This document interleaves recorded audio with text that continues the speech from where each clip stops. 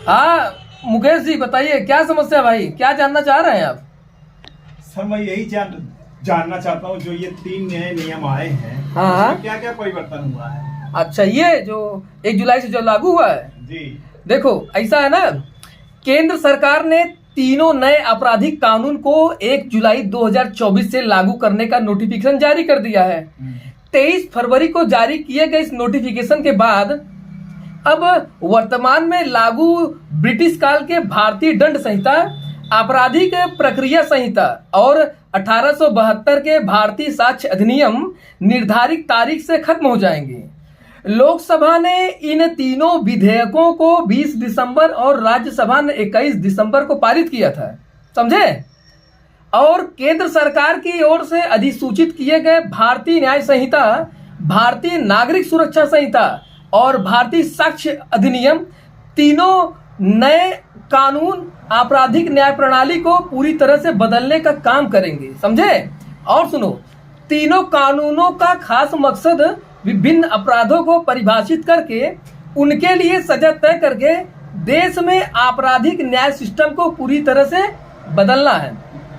अब एक बात और बता रहा हूं और जान लो कि इन कानून के लागू होने के बाद किस तरह से आपराधिक न्याय प्रणाली में क्या क्या बड़े बदलाव आएंगे, ये भी जान लो। अब बात उठा लिए हो तो देखो, भारतीय न्याय संहिता में यह तय होगा कि कौन सा कृत्य अपराध है और उसके लिए क्या सजा होगी।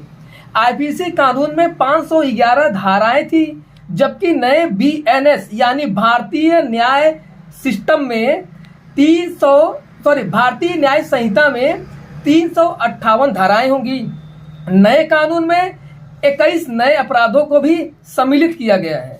भारतीय न्याय संहिता 2023 में 21 नए अपराधों को जोड़ा गया है, समझे। और सुनो, इसमें एक नया अपराध मॉब लिंचिंग का भी है। इसके अलावा 41 विभिन्न अपराधों में सजा बढ़ाई गई है। 82 अपराधों में जुर्माना बढ़ा है। 25 अपराध ऐसे हैं जिनमें न्यूनतम सजा की शुरुआत की गई है। 6 अपराधों में सामुदायिक सेवा को दंड के रूप में स्वीकार किया गया है और 19 धाराओं को निरस्त किया गया है। और अब मैं बताऊं एक बात, जो सीआरपीसी है, सीआरपीसी में 484 धाराएं थी, जबकि भारतीय नागरिक सुरक्षा संहिता यानी बीएनएसएस में 531 धाराएं होंगी। नए कानून में सीआरपीसी की 177 धाराओं को बदला गया है और 9 नई धाराएं जोड़ी गई हैं दुबे जी। और एक बात बता दूं दुबे आपको, नए कानून को लाते हुए 14 धाराएं समाप्त भी हो गई हैं। गिरफ्तारी, जांच और मुकदमा चलाने आदि की जो प्रक्रिया है वो सीआरपीसी में होती है, ठीक। अब जानते हो भारतीय साक्ष्य अधिनियम में क्या है। भारतीय साक्ष्य अधिनियम के तहत 170 धाराएं होंगी, इधर देखो दुबे। और जबकि अभी तक इसमें 166 धाराएं हैं। मुकदमे के सबूतों को कैसे साबित किया जाएगा, बयान कैसे दर्ज होंगे, यह सब अब भारतीय साक्ष्य अधिनियम के तहत 170 धाराओं के तहत ही होगा, समझे। और एक बात, नए कानून लाने में 24 धाराओं में बदलाव किया गया है और 2 नई धाराएं भी साक्ष्य अधिनियम में जोड़ी गई हैं। नए कानून में पुरानी 6 धाराओं को समाप्त भी किया गया है। सरकार का मानना है कि नए कानून लागू होने से न्याय जल्दी मिलेगा और तय समय सीमा के अंदर चार्जशीट फाइल हो सकेगी। साक्ष्य जुटाने के लिए 900 फॉरेंसिक वैन जो है वो देश भर के 850 पुलिस थानों के साथ जोड़ी जा रही हैं। एक बात और बता रहा हूं, ये गरीबों के लिए न्याय महंगा नहीं होगा। सरकार ने वाहन चालक की ओर से हिट एंड रन के मामलों से संबंधित प्रावधान को लागू नहीं करने का निर्णय लिया है। जैसा कि ट्रक चालकों से वादा किया गया था, ट्रक चालकों ने इन प्रावधानों का विरोध भी किया था। कानून के प्रावधान सामने आने के बाद ट्रक चालकों ने धारा 106 के उपधारा 2 के प्रावधान का विरोध किया था। इसमें उन लोगों को 10 साल की सजा और जुर्माने का प्रावधान है जो तेज गति और लापरवाही से वाहन चलाकर किसी व्यक्ति की मौत का कारण बनते हैं और घटना के बारे में पुलिस को सूचना दिए बिना भाग जाते हैं, समझे दुबे जी। और अब बात करता हूं बलात्कार वाले मामले में क्या हुआ है। बलात्कार वाले मामले में नए कानून में बलात्कार के लिए धारा 375 और 376 की जगह धारा 63 होगी। सामूहिक बलात्कार की धारा 70 होगी। हत्या के लिए धारा 302 की जगह धारा 101 होगी। और नए कानून में नाबालिग से दुष्कर्म करने के दोषियों को अब फांसी की सजा दी जा सकेगी। गैंग रेप के मामलों में 20 साल की कैद या आजीवन कारावास की सजा का प्रावधान किया गया है। इसके अलावा दुबे जी, इसके अलावा नाबालिग के साथ गैंग रेप को नए अपराध की श्रेणी में रखा गया है, समझे। और लास्ट बात बता दूं मैं, आतंकवाद, मॉब लिंचिंग और राष्ट्रीय सुरक्षा को खतरे में डालने वाले अपराधों के लिए सजा को और सख्त बनाया गया है। मॉब लिंचिंग के खिलाफ भी है प्रावधान। मॉब लिंचिंग यानी जब 5 या इससे ज्यादा लोगों का एक समूह मिलकर जाति या समुदाय आदि के आधार पर हत्या करता है तो ग्रुप के हर सदस्य को आजीवन कारावास की सजा दी जाएगी। राजद्रोह को अब अपराध नहीं माना जाएगा। नए कानून की जगह नए कानून की धारा 150 के तहत एक नया अपराध जोड़ा गया है दुबे जी। और इसके तहत भारत से अलग होने, पृथकवादी भावना रखने या भारत की एकता एवं संप्रभुता को खतरा पहुंचाने को अपराध बताया गया है। यह देशद्रोह का अपराध होगा, समझे दुबे जी। एक छोटा सा और जानकारी, नए कानून में आतंकवादी कृत्य जो पहले गैर कानूनी गतिविधियां अधिनियम जैसे खास कानून का हिस्सा थे, जैसे खास कानूनों के हिस्सा थे, इसे अब भारतीय न्याय संहिता में शामिल किया गया है, समझे। और सुनो, नए कानूनों के तहत जो भी शख्स देश को नुकसान पहुंचाने के लिए डायनामाइट या जहरीली गैस जैसे खतरनाक पदार्थों का इस्तेमाल करते हैं उन्हें आतंकवादी माना जाएगा, समझे। और सुनो, नए कानून में 23 अपराधों में अनिवार्य न्यूनतम सजा के प्रावधान को भी शामिल किया गया है।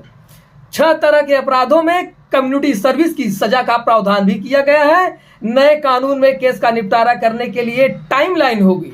इसमें फॉरेंसिक साइंस के इस्तेमाल का भी प्रावधान है, समझे। और जो छोटे छोटे चिंदी चोर लोग थे, पॉकेटमारी जैसे छोटे संगठित अपराधों पर भी नकेल कसने का प्रावधान नए कानूनों में किया गया है। इस तरह के संगठित अपराधों से निपटने के लिए राज्यों के अपने कानून थे। अब एक बात और बता दूं, अब बात करो कि यार इस कानून का फायदा क्या होगा। अब बता रहा हूं मैं नए कानून के फायदे क्या क्या है, मैं बताऊं। देखो, FIR दर्ज करने में सुविधा हो गई। मतलब नए कानून के तहत 0 FIR का प्रावधान किया गया है। 0 FIR का प्रावधान किया गया है।